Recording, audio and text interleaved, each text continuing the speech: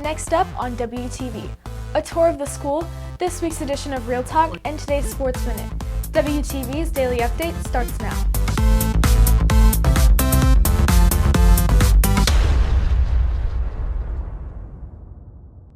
Hey there, Red Hawk Nation. Today is Thursday, September 3rd, and I'm Alyssa Murphy with today's Daily Update, brought to you by Wingspan TV. Leading the way for Frisco ISD the past 3 years is Superintendent Dr. Mike Waldrop. Right now, we begin a 3-part exclusive interview with Dr. Waldrop. Today, he talks about the various things the district has been doing to get ready for the return of students to campuses.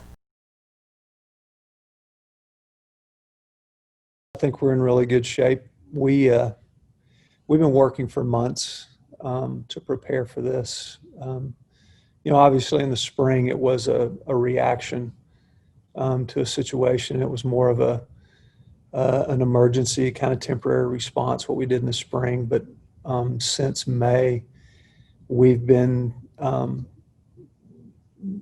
planning in great detail how we would conduct school in the fall, how we would conduct it both virtually and in person.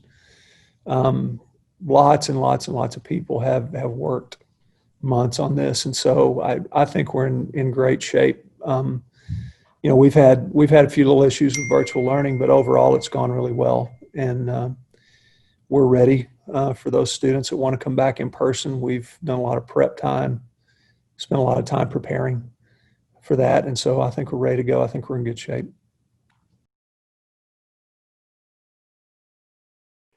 Well, we started in May revamping our curriculum.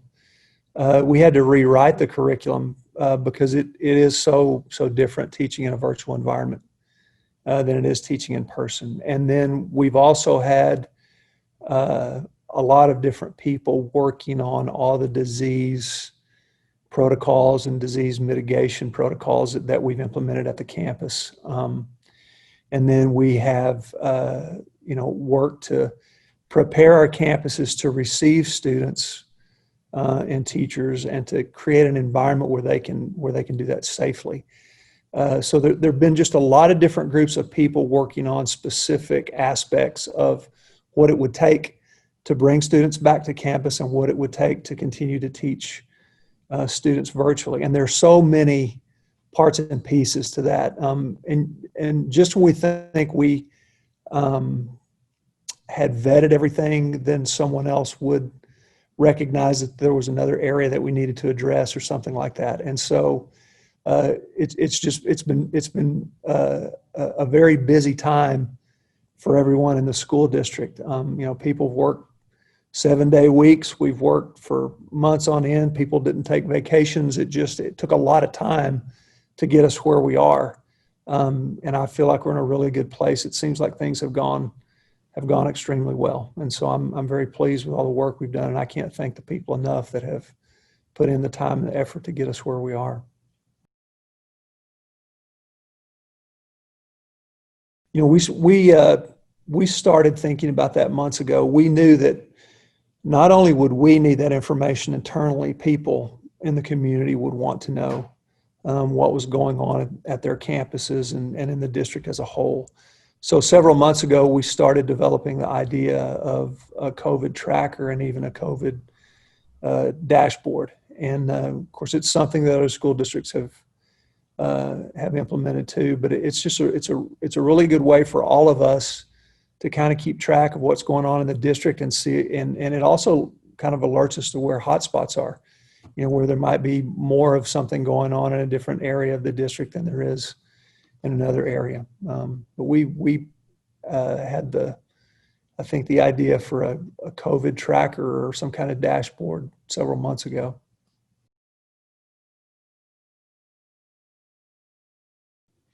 Yeah, I think anyone that is working with groups of people has to take certain kinds of precautions when you're in those environments.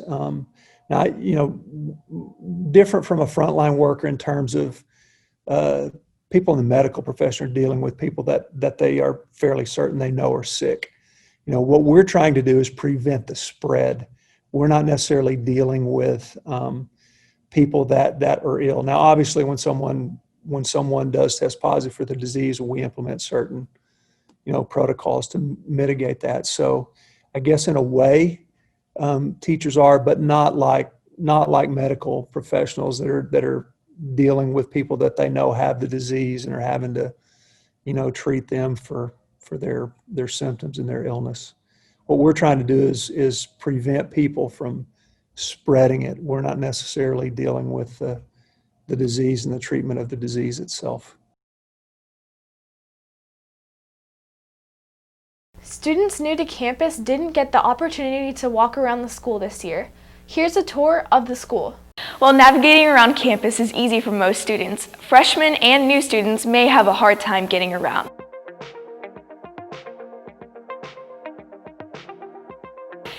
Over here is the SRO office. This is where you go if you have any questions to ask the SRO officer, which is Officer Hubbard. And over here is the front office. This is if you are late, if you have late arrival or early release, you exit through here, or if you have any CTE classes, you enter through here.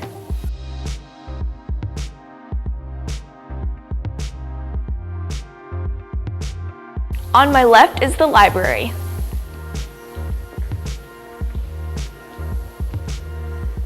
And on my right is the counselor's office.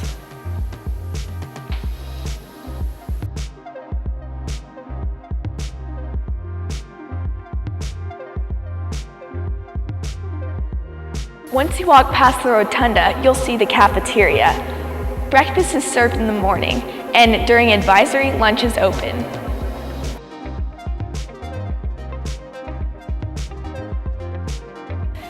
In the hallway to the right of the rotunda are the elective classes and the arts classes behind me. Over here is the nurse's office. And this is the AP office.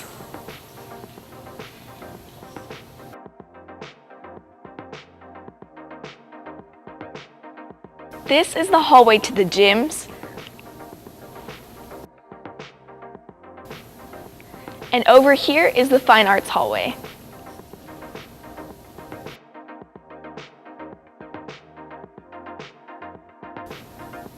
Behind me are the doors to the student parking lot.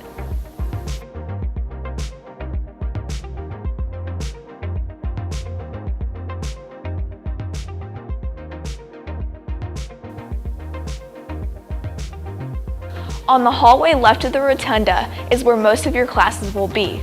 On my right is the English hallway.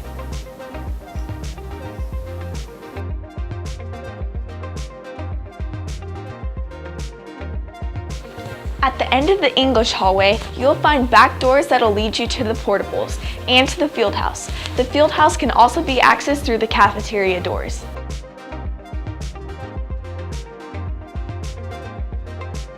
Over my shoulder are the front doors to the library. And this is the social studies hallway.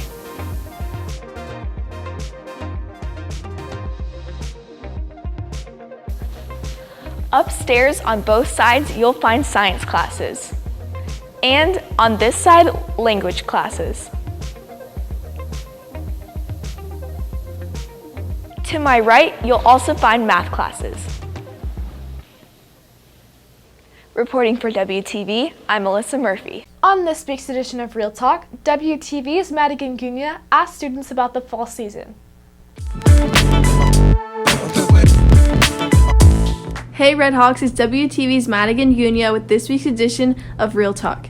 This week we're going to be asking students about fall. What's your favorite season? My favorite season has to be football season because it's really fun and I get to hang out with my friends. I have to say my favorite season would have to be winter because, I don't know, the Christmas season. So my favorite season probably has to be summer. What's the best part about fall? My favorite part about fall is probably the weather. It's really nice outside and it's nice and cool. Best part about fall is probably pumpkin carving because you kind of do that with your family. The best part about fall is that the weather gets a lot cooler than it was in the summer, which I really like. This is Madigan Gunya reporting for WTV. WTV's TJ Krulowitz brings you today's Sports Minute. With the new volleyball season starting up soon, Red Hawk Volleyball has started a new chapter with new head coach Clark Oberle. With Red Hawk Volleyball hoping to improve on last year, Coach Oberle is ready to spike the opponents this season. Even though Clark Oberle has only been here for a short amount of time, he already is impressed with the girls he has been tasked to coach. District play starts up for volleyball on September 22nd versus Reedy at 6:45 at the Nest. Reporting for WTV, this is TJ Krulowitz. If you are looking for more from Wingspan, you can follow us at Liberty Wingspan on Twitter, Instagram, and Facebook, or visit our award-winning website, libertywingspan.com. And now for today's announcements. For any announcements, have your club sponsor email libertywingspanstaff@gmail.com. That's it for today's daily update. This is Alyssa Murphy for Wingspan TV.